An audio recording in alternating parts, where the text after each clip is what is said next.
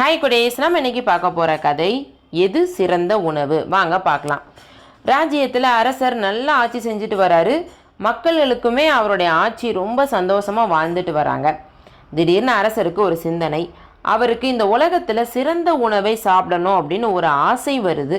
உடனடியாக ஒரு உத்தரவை பிறப்பிக்கிறாரு. உலகத்தில் தலை சிறந்த உணவை யார் தர்றாங்களோ அவங்களுக்கு பொற்காசுகள் கொடுக்கப்படும் அப்படின்னு சொல்லிடுறாரு.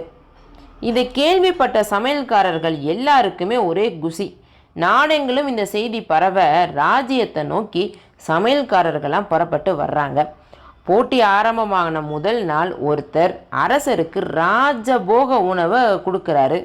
அதை சாப்பிட்ட அரசருக்கு இதுதான் நான் எப்பயும் சாப்பிட்ற உணவு மாதிரி தானே இருக்குது, இல்லை இதெல்லாம் சிறந்த உணவு கிடையாதுன்னு அந்த சமையல்காரரை திரும்ப அனுப்பிச்சிடுறாங்க. மறுநாள் வேற ஒரு நாட்டில் இருந்து சமையல்காரர் வராரு. அரசருக்கு பிடிச்ச உணவெல்லாம் கேட்டு அதை அவரோட பாணியில் சமைச்சு அசத்துறாரு. ஆனால் அதையும் சாப்பிட்ட அரசர் இல்லை இதுவும் சிறந்த உணவு வராதுன்னு அவரையும் திரும்ப அனுப்பிச்சிடுறாங்க.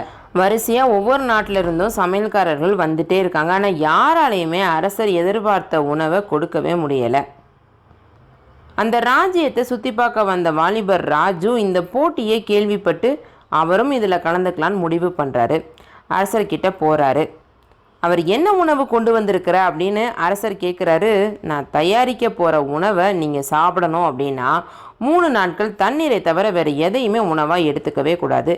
இதை சொல்ல தான் வந்தேன் அப்படின்னு ராஜு சொல்கிறாரு. அதிர்ச்சியான அரசர் இருந்தாலுமே சிறந்த உணவை சாப்பிடுவதற்கு நான் இதை ஒத்துக்கிறேன் அப்படின்னு ஒத்துக்கிறாரு. ராஜு சொன்னது மாதிரியே 3 நாள் கழித்து அரசரை பார்க்குறதுக்கு போகிறாரு. அரசர் பசி மயக்கத்தில் இருக்கிறாரு. 3 நாள் சாப்பிடாத மயக்கத்தில் இருந்தனால அவசரமாக அந்த சிறந்த உணவை கொடு அப்படின்னு அரசர் கேட்குறாரு. ராஜு ஒரு பாத்திரத்தில் வெறும் வெள்ளை சாப்பாட்டையும் உப்பையும் கொடுக்குறாரு. அரசர் இருந்த பசியில் அதை சாப்பிட்டு முடிக்கிறாரு. அப்பப்போ அருமையான உணவு அப்படின்னு சொல்லிக்கிட்டே அரசர் சாப்பிட்றாரு. ராஜு சரி, அப்போ நான் தான் சிறந்த சமையல்காரனுங்கிறத ஒத்துக்கிட்டு அந்த பரிசை கொடுங்க அப்படின்னு கேட்குறாரு. கோபப்பட்ட அரசர், நீ என்னை நல்லா ஏமாத்திட்ட, பசி மயக்கத்தில் இருந்த என்கிட்ட வெள்ளை சதத்தை கொடுத்துட்ட அப்படின்னு சொல்கிறாரு. ராஜு குறுக்கிட்டு, நீங்கள் சிறந்த உணவு வேணும்னு தான் சொன்னீங்களே தவிர அந்த உணவு இப்படித்தான் இருக்கணும்னு எந்த விதிமுறைகளுமே நீங்கள் சொல்லலை.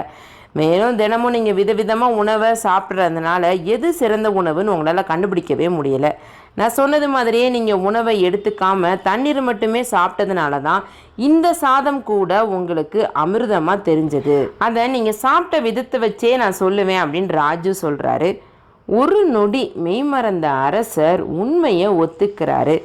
ராஜுவோட அறிவை பார்த்து அவரை அரசவைக்கே மந்திரியாக தேர்வு செய்கிறாரு. ராஜுவுமே அதை சந்தோஷமாக ஏற்றுக்கிறாரு. ஹாய் குடேஸ், உங்களுக்கு இந்த கதை பிடிச்சிருந்ததா? இந்த கதையில் வர்ற மாதிரி தான் நம்மக்கிட்ட ஒரு பொருள் இல்லாத போது தான் அதோட அருமை நமக்கு தெரிய வரும். அது உணவாக இருக்கலாம், இல்லை நண்பர்களாக இருக்கலாம், இல்லை பெற்றோர்களாக கூட இருக்கலாம். முடிந்த வரைக்கும் அவர்களோட மதிப்பை உதாசீனப்படுத்தாதீங்க. ஓகேவா குட்டீஸ்? நன்றி, வணக்கம்.